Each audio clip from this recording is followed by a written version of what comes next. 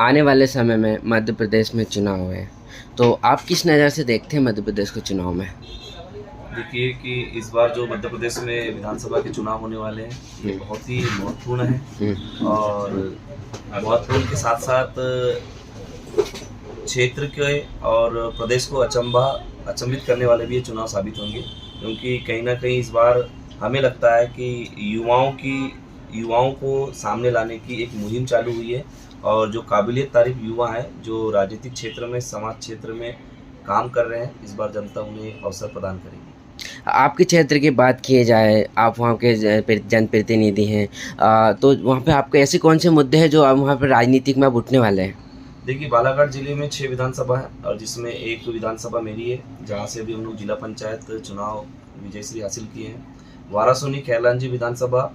अपने आप में इस बार बहुत ही महत्वपूर्ण एक विधानसभा सीट है, जहाँ पर बेरोजगारी का मुद्दा बहुत ज़्यादा है और रोजगार संबंधित मुद्दा भी वहाँ पर बहुत जटिल मुद्दा है, क्योंकि क्षेत्रीय जो जनमानस है और वहाँ की जो जनता है वो विकास से कोसों दूर है, रोजगार से कोसों दूर है, जिसके चलते वहाँ के जितने भी अभी तक जो जनप्रतिनिधि है उनसे वो असंतुष्ट है। और इस बार वारासोनी खैरलांजी की जनता बदलाव की ओर है और अपने ही बीच के व्यक्ति को इस बार युवा के रूप में अपना जनप्रतिनिधि बनाने का पूरा मूड बना चुकी है। आपको बीजेपी सरकार आपको वहाँ का प्रतिनिधि चुनते हैं, तो आप किस प्रकार के इस मुद्दे को लेकर वहाँ पे जनता के बीच में जाएंगे? देखिए, जिस प्रकार से मेरे क्षेत्र की जो अहम आवश्यकता है, जिसमें बिजली, सड़क,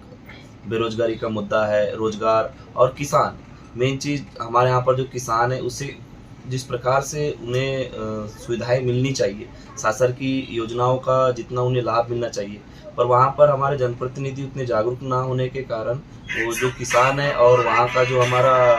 युवा है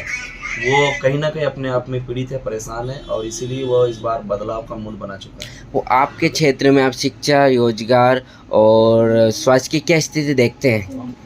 वर्तमान में स्थिति वही है जो सरकार के आधार पर जो चीज़ हो रही है वो हो रही है, किंतु जनप्रतिनिधि ने जमीन स्तर पर पहुंच करके, अभी हमारा जो रनिंग एमएलए है उन्होंने कभी भी जमीन पर पहुंच करके इन सभी जो सुविधाएं हैं उनका और अच्छे तरह से क्रियान्वित हो चुके, उनको और भी अच्छे से जनता तक उसका लाभ को पहुंचा सके, इस ओर कभी उन्होंने काम नहीं किया। वहाँ की युवा की बात करें, युवा रोजगार एक बहुत बड़ा मुद्दा है जो माना जाए तो देश का ही मुद्दा बन चुका है, तो इसको किस प्रकार से कुछ ख़त्म किया जा सकता है? देखिए, अगर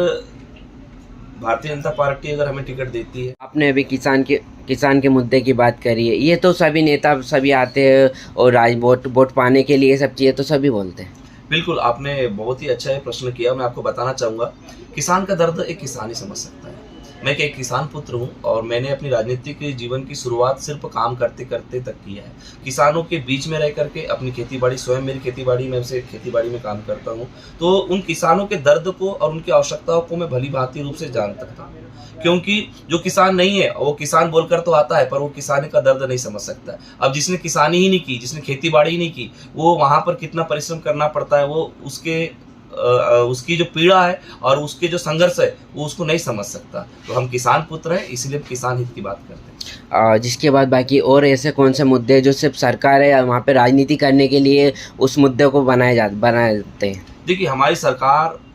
जो हमारी भारतीय जनता पार्टी सरकार है, वो बहुत अच्छा काम कर रही है, उनकी योजनाएं भी बहुत अच्छी है, किंतु कहीं ना कहीं जब जनप्रतिनिधि गंभीर नहीं होते तो वो योजना अंतिम छोर के व्यक्ति को नहीं मिल पाती और उसी का दंश आज हमारी वारासोनी खैरलांजी विधानसभा झेल रही है।